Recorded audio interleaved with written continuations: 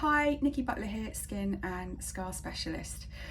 I'm actually on annual leave this week, but I really wanted to create this video for you because I've had a really high number of emails from parents who are concerned about their children who have self-injury scars.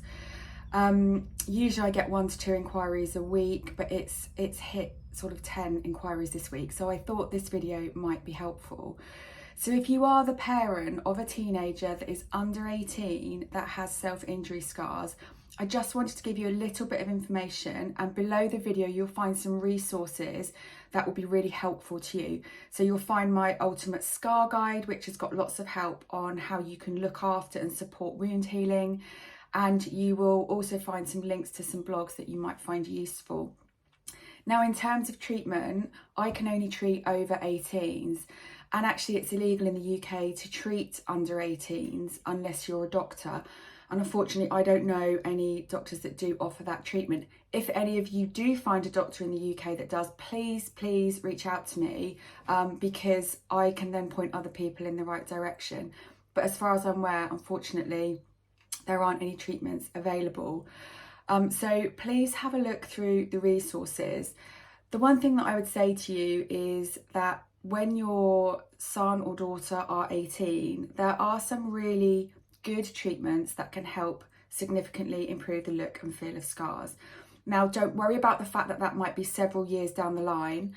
A lot of the scars that I treat are in excess of 10 years old, and some of the more complex scarring that I treat is actually over 40 years old.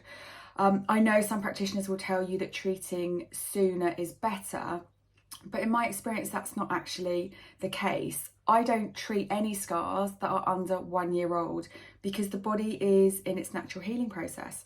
Our body's incredibly clever and it goes through a natural healing process that can take up to 2 years. You'll find information about that in the guides and in the blogs below. So it gives you a little bit of insight into how the body's healing. You'll also find some recommendations on some scar creams. Now, while scar creams can't make the scars disappear, they can just help support through the healing process. There's lots of things you can do with nutrition and supplements and lifestyle. And obviously, I'm not able to give advice on under 18. So anything that you're looking at, whether that's scar creams or supplements, please make sure you do some research to ensure you're happy for your child to be using those products. There's always a list of contraindications and guidance, whether it's supplements or product related. I think also bear in mind that when your child is 18 or when they are considering treatment, it can be very emotional and very triggering. So scar improvement treatments are typically a course of 5 to 8 treatments that take place around 6 weeks apart. Now, at some stages that can look like a fresh wound and it can really trigger clients emotionally. It can take them back to the place that they were at the time that they were self-harming. That's really something to bear in mind. And even some of my clients that I treat 20 years after they have last self-harmed will cry in a treatment, and it's very emotional. It's really important to understand that. Again, I'm going to pop a link on the video to my resources. So I have a little black book on my website. There is an incredible trauma therapist on there called Venka. Please have a look. If you feel like she might be appropriate, reach out to her. I highly recommend her. So that's another resource there for you that can help. So I appreciate this might not be the answer you're looking for because I can't offer you the treatments for your son or daughter. But please know that there are treatments that are available when they're 18. There's lots of advice in the guide and the blogs that I've shared with you.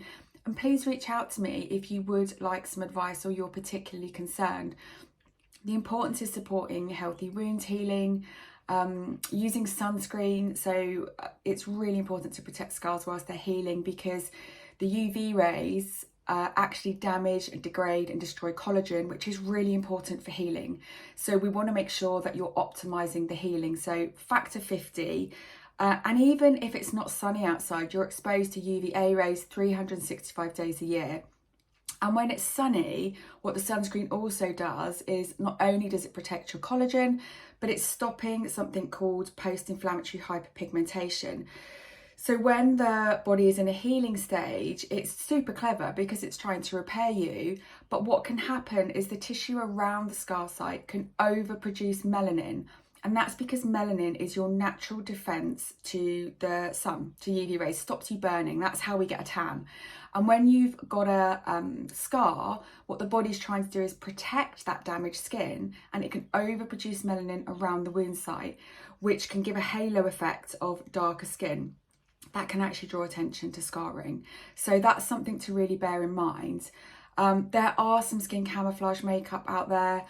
To be totally honest with you, over the years, I've not been particularly impressed with the medical camouflage makeup.